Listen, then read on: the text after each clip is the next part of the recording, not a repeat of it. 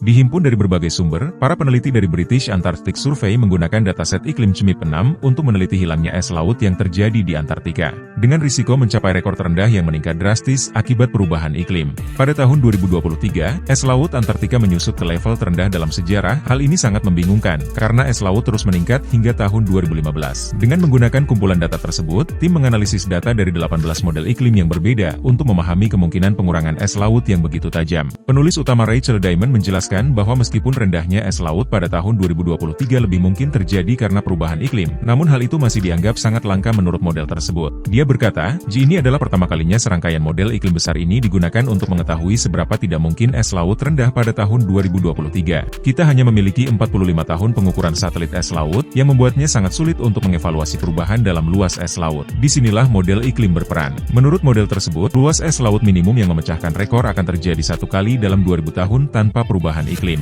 Ini memberitahu kita bahwa kejadian tersebut sangat ekstrim. Apapun yang kurang dari satu kali dalam 100 dianggap sangat tidak mungkin. Para peneliti juga menggunakan model tersebut untuk meneliti berapa lama waktu yang dibutuhkan agar es laut pulih. Mereka menemukan bahwa bahkan setelah 20 tahun, tidak semua es laut di sekitar Antartika kembali. Louis Sime, salah satu penulis studi tersebut, mengatakan, dampak dari mencairnya es laut Antartika selama lebih dari 20 tahun akan sangat besar, termasuk pada cuaca lokal dan global serta pada ekosistem unik Samudra Selatan, termasuk paus dan penguin. Penelitian seperti ini penting untuk memahami seberapa besar kemungkinan hilangnya es laut secara cepat, dan apakah es laut kemungkinan akan tetap rendah selama beberapa dekade mendatang.